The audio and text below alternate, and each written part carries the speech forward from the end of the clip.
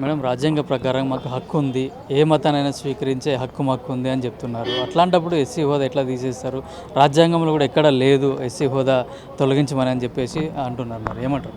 ఎందుకు లేదండి, ఉంది. ఇప్పుడు కాన్స్టిట్యూషన్ ప్రకారం నీకు రిలీజియన్ లిబర్టీ ఇచ్చినప్పుడు నువ్వు వన్స్ కన్వర్షన్ అయిన తర్వాత నువ్వు ఈ ఫలాలు పొందడానికి లేదు. ఎందుకంటే మనకి హిందూ, బౌద్ధిజం అండ్ సిక్కిజం కలిపి ఒకటే మనకి ఈ కాన్స్టిట్యూషన్లో మన మన కాస్ట్ అనేది యూజ్ చేసుకోవడానికి ఉంది.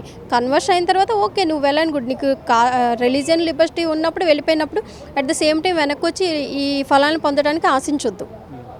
ఆశిస్తే, ఎందుకంటే మేము కూడా ఒక హిందూ దళితులుగా మాట్లాడుతున్న మేము కూడా నువ్వు వన్స్ వెళ్ళి నువ్వు సొసైటీకి ఎంత లాస్ చేస్తున్నావో అనేది అది వేరే విషయం.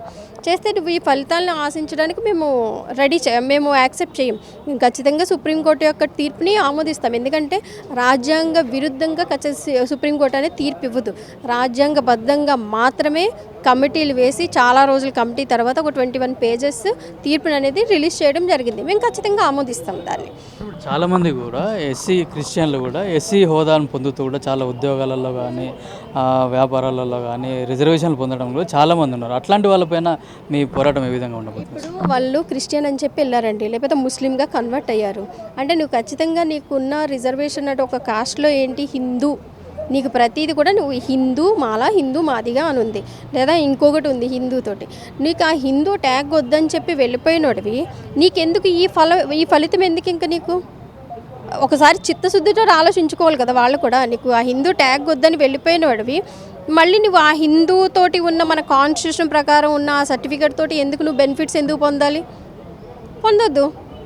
వాళ్ళు కూడా దళిత క్రిస్టియన్స్ అని కూడా పెట్టుకుంటున్నారు. అదే అంటున్నారండి, ఇప్పుడు మనకి కాన్స్టిట్యూషన్ ప్రకారం దళిత క్రిస్టియన్స్ అని లేదు కదా, మనకి సర్టిఫికేట్స్లో ఎక్కడ ఇవ్వలేదు కదా. దళిత క్రిస్టియన్స్, దళిత ముస్లిం అని లేదు కదా, మైనారిటీ అని ఇచ్చారు. నువ్వు క్రిస్టియన్కి వెళ్ళావు, బీసీలోకి వెళ్ళిపో. ఇప్పుడు మందకృష్ణ మాదేవ్ కానీ గాలి వినోద్ కుమార్ గారు కానీ ఇదంతా అన్యాయము, ఇదంతా అన్యాయము, కేవలం ఒక మతతత్వ పార్టీ వాళ్ళు ఇదంతా ఉసుగొలుతున్నారని చెప్పేసి కూడా వాళ్ళు ఆరోపిస్తున్నారు. ఇప్పుడు ఇదే మందకృష్ణ మొన్నటి వరకు బీజేపీని పొగిడారు, ఆయన పద్మశ్రీ తీసుకున్నారు. వాళ్ళు మాదిగ కమ్యూనిటీకి చాలా మంచి చేశారని చెప్పి ఏడ్చారు, చాలా హర్షం వ్యక్తం చేశారు. అదే మందకృష్ణ మాదిగ ఇప్పుడు సుప్రీంకోర్టు ఇచ్చిన తీర్పుని రాజ్యాంగ విరుద్ధంగానే ఎలా చెప్తారు? ఈ సోకాల్డ్ పెద్ద పెద్ద మనుషులు అంటే ఏంటంటే వాళ్ళ యొక్క కమ్యూనిటీ యొక్క సపోర్ట్ తగ్గిపోతుందని చెప్పి, వాళ్ళ వీళ్ళకి ఉన్న సపోర్ట్ తగ్గిపోతుందని చెప్పి వీళ్ళు ఇలాంటి దుష్ప్రచారం చేసి రాజ్యాంగ విరుద్ధంగా తీర్పిచ్చారు అని చెప్పి చెప్తున్నారు. సుప్రీంకోర్టు ఏమన్నా చిన్న విషయం అండి, ఒక మనిషి తీసుకునే డెసిషన్ అదేమంటే వాళ్ళంతా బ్రాహ్మణుల కమ్యూనిటీ లేకపోతే బీజేపీ కమ్యూనిటీ అంటే సుప్రీంకోర్టు అది ఒక అధిష్టాన న్యాయపరమైన ఒక అధిష్టానం అండి. అది జస్ట్ లైక్ దట్ అలాగా మీకు తీర్పు అనేది ఇవ్వరు అనమాట. చాలా రోజులు కూలంకుషంగా మనకు పరిశీలన చేసి మాత్రమే ఒక పెద్ద కమిటీలు వేసి ఒక 21 పేజెస్ తీర్పు ఇచ్చింది. సో ఖచ్చితంగా మనం ఆమోదించాలంతే. మరి అట్లాంటప్పుడు అంత అత్యున్నతమైన న్యాయస్థానం ఇచ్చిన తీర్పును కూడా వీళ్ళు ఎందుకు అపోజ్ చేస్తున్నారు అంటే కదండి, రాజకీయ ఇది దుష్ప్రచారం. వాళ్ళ యొక్క కమ్యూనిటీ యొక్క ఉనికి, వాళ్ళకి సపోర్ట్ కోల్పోతారని చెప్పి వాళ్ళకి సపోర్ట్ చేస్తారు. అసలు వాస్తవం ఏంటనేది వాళ్ళకి కూడా తెలిసి కూడా వాళ్ళు ఏంటంటే ఈ మంది యొక్క సపోర్ట్ తగ్గిపోతుంది కాబట్టి వాళ్ళు యొక్క దుష్ప్రచారం చేస్తున్నారు. అంటే దీని వెనక బీజేపీ వాళ్ళు ఉన్నారు, సోకాల్ ఆర్ఎస్ఎస్ వాళ్ళు ఉన్నారు, వీళ్ళందరే కలిసి ఇలాంటివి చేస్తున్నారని చెప్పేసి కూడా ఆరోపణ చేస్తున్నారు. మరి మొన్నటి వరకు మాదిగ కమ్యూనిటీకి చేసినప్పుడు వెనకాల బీజేపీ వాళ్ళు లేరా, ఆర్ఎస్ఎస్ వాళ్ళు లేరా? ఇప్పుడే వచ్చారా ఆర్ఎస్ఎస్ బీజేపీ? ఇంతకు ముందు రాలేదా? మరి కాన్స్టిట్యూషన్ రాసింది కూడా అంబేద్కరే కదా కాన్స్టిట్యూషన్. మరి ఆ కాన్స్టిట్యూషన్లో ఉన్నది రాజ్యాంగ విరుద్ధంగానే ఎందుకు చెప్తారు మీరు? ఇదంతా కేవలం దుష్ప్రచారం అండి. సుప్రీంకోర్టు చాలా కూలంకుషంగా పరిశీలన చేసి తీర్పిచ్చింది. మేము యాజ్ ఏ హిందూ దళిత్స్గా ఏంటంటే మేము దీన్ని ఆమోదిస్తున్నాం, మేము సపోర్ట్ చేస్తున్నాం. ఇది ఒక పొలిటికల్ పార్టీ ఆర్ఎస్ఎస్ ఇవన్నీ వీటి గురించి కాదు. మేము ఒక దళిత్స్గా ఆలోచించి నువ్వు ఒక దళిత్గా నువ్వు లేకుండా ఒక హిందూగా ఉండకుండా వెళ్ళావు. కాన్స్టిట్యూషన్లో మేము దళిత్ హిందూస్గానే ఉన్నాము. సో నువ్వు ఇంకా మా ఫలితాల గురించి వెనక రావద్దు, మాతో కంపేర్ చేసుకోవద్దు ఇంకా. సోకాల్ ఇప్పుడు ఎవరైతే మాట్లాడుతున్నారో మేధావులు అంటారు వాళ్ళు కూడా హిందూ దళితులుగానే ఉండి వాటి ఫలాలతోటి ఇప్పుడు ఉద్యోగాలు కూడా పొందారు. వాళ్ళు ఇట్లాంటి విమర్శలు చేస్తున్నారు. మరి అదే అంటున్నానండి, ఇది ఏంటంటే జనాల్ని పిచ్చోళ్ళని చేయడం అంతే. ఇది జనాల్ని పిచ్చోళ్ళు చేయడం. ఇప్పుడు నువ్వు లిబర్టీ కావాలని వెళ్ళిపోయావు క్రిస్టియన్గా ఆర్ ముస్లింగా, live as a Christian or live as a Muslim. మళ్ళీ నీకు ఎందుకు ఈ హిందూ మాల హిందూ మాదిగా ఎందుకు? ఇది కాన్స్టిట్యూషన్ ప్రకారం మనకు ఉంది అంతే కదా, హిందూ మాల హిందూ మాదిగా ఉంది. సో నీకు ఆ హిందూ ట్యాగ్ వద్దనే కదా వెళ్ళిపోయినప్పుడు మరి నీకు ఫలితాలు అనవసరం కదా. సో ఇప్పుడు ఈ సో కాల్డ్ అన్నీ కూడా ఇప్పుడు ఈ ఆంధ్రాలో స్టార్ట్ అని పాస్ట్ ఇష్యూ ఏదైతే ఉందో, ఒక క్రిస్టియన్ పాస్టర్ ఆయన క్రిస్టియానిటీ యూజ్ చేసుకుంటా ఇప్పుడు ఎంత చేసుకుని నీకు అట్రాసిటీ పెట్టడానికి నీకు ఎట్లా వస్తుంది? ఒక చిత్తశుద్ధి ఉండాలి కదా, మనం చేసే పనిలో ఒక చిత్తశుద్ధి ఉండాలి కదా. నీకు ఆ హిందూ ట్యాగ్ వద్దని ఆ హిందూ యాక్ట్ కూడా నీకు వద్దనమాట.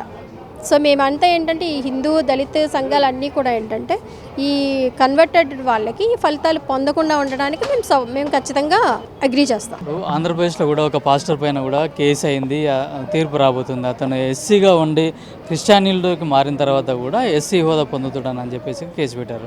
అతని హోదా కూడా తీసేయడానికి కూడా ఇప్పుడు కేసు నడుస్తుంది. అట్లాంటి వాళ్ళు కూడా మన తెలంగాణలో కూడా చాలామంది ఉన్నారు. వాళ్ళపైన మీ ఒపీనియన్ ఏంటి? ఖచ్చితంగా ఈ ఎవరైతే గవర్నమెంట్ అధికారులు ఉన్నారో వీళ్ళు నిజంగా రాజ్యాంగబద్ధంగా ఎన్నుకోబడిన అధికారులు అయితే ఖచ్చితంగా అలాంటి వాళ్ళపైన చర్యలు తీసుకోవాలి. మేము చర్యలు తీసుకోకుండా కూడా తీసుకోని పక్షంలో మేము ఆల్రెడీ కొన్ని కేసులు నడుస్తున్నాయి. సంగారెడ్డి ఏరియాలో మేము ఆల్రెడీ కోర్టులో నడుస్తున్నాయి. కొందరు జాబ్లో పోయేందుకే సిద్ధంగా ఉన్నారు. ఎందుకంటే చాలా ఎవిడెన్స్తో సహా మేము ప్రూఫ్ చేయడానికి రెడీగా ఉన్నాం ఇప్పుడు. కాబట్టి ఎవరైతే ఈ విధంగా పాస్టర్గా చెలామణి అవుతూ ఇంకా ఎస్సీ హోదాను పొందుతున్నారో ఖచ్చితంగా చట్టపరమైన చర్యలు ఏవైతున్నాయో ఇండియన్ కాన్స్టిట్యూషన్ ప్రకారము ఖచ్చితంగా అధికారులు వాళ్ళపై దృష్టి సాధించి చర్యలు తీసుకోవాలని అంటున్నాను నేను. ఖచ్చితంగా ప్రభుత్వ ఉద్యోగాలతో పాటు ఇప్పుడు ఎక్కడైతే కేవలం హిందువులే ఉండాలని చెప్పేసి కొన్ని టెంపుల్లలో కూడా ఉంది. అట్లాంటి టెంపుల్లో కూడా మతం మారిన క్రిస్టియన్స్ కూడా పనిచేస్తూ ఉన్నారు. ఇంకా హిందువులు అని చెప్పేసి ఉద్యోగాలు పొంది తర్వాత క్రిస్టియానిటీలోకి మారిన వాళ్ళు కూడా ఇప్పటికి కూడా పనిచేస్తూ ఉన్నారు. ఓ కుక్కతో ఒక వంకరనే, ఎన్నిసార్లు ఎంత రాయి కట్టినా మళ్ళీ రాయి తీసేసినా కుక్కరనే అవుతుంది. ఈ దేవుడి దగ్గర నాకు స్వస్థత లేదు, నాకు ధనం సమకూర్తలేదు, అదే సమకూర్త, నువ్వు మతం మారినవు. మరి ఈ దేవుడిది ఏం అవసరం లేనప్పుడు మా చట్టాలు కరెక్టే ఉన్నాయి. కానీ కొందరు అధికారులు స్వార్థానికి ఉండి కొన్ని ఉద్యోగాలు కానీ నిర్లక్ష్యం చూసి చూడనట్టు వివరించడం వల్ల ఇవన్నీ జరుగుతున్నాయి.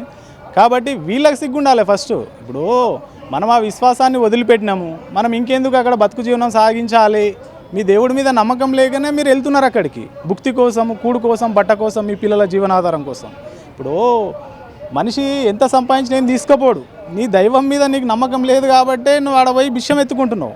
నేను డైరెక్ట్ ఇట్లేగంట, నేను నీ మీద ఫైట్ చేయ, నీ గత్యంతరం లేక చేసుకుంటున్నావురా బాబు అని వదిలేస్తా, జాలిపడి వదిలేస్తా. కానీ నువ్వు తిరగబడ్డప్పుడు రెట్టింపు తిరగబడి నేను కొట్టడం అంటే కాన్స్టిట్యూషన్ ఆర్డర్, ఇండియన్ లా ప్రకారం కొడతా నిన్ను. కాబట్టి ఇది వాళ్ళ విశ్వాసానికి వదిలేస్తున్నా. కాబట్టి దీని మీద ఖచ్చితంగా గవర్నమెంట్ అధికారులు చర్యలు తీసుకోవాలి. దీన్ని మేము ఎప్పటి నుంచో ఖండిస్తున్నారు. మా దళిత హిందూ సంఘాలు కానీ దళితులు కానీ, మా దళితులకు దక్కాలి అక్కడ టెంపుల్ల కాడ ఏవైతే జాబ్స్ ఉంటాయో, పనులు ఉంటాయో, మాకు హిందూ దళితులకు దక్కాలి అవి. కానీ అక్రమంగా చాలామంది కన్వర్ట్ అయిన వాళ్ళకు కూడా వీళ్ళు వెసులుబాటు కల్పిస్తున్నారు. దీన్ని నేను వ్యతిరేకిస్తున్నాము. దాని మీద సాధ్యమైనంత వరకు మేము ఫైట్ చేస్తూనే ఉన్నాము ఇప్పటికి కూడా. అయితే ఏదైతే సుప్రీంకోర్టు తీర్పు ఇచ్చిందో ఎస్సీలోంచి కూడా వేరే మతాలకు మారినప్పుడు ఎస్సీ హోదా వర్తించదు అని ఇచ్చిన సుప్రీంకోర్టు తీర్పు అయితే దాన్ని కొన్ని దళిత సంఘాలు అయితే సమర్థిస్తున్నాయి.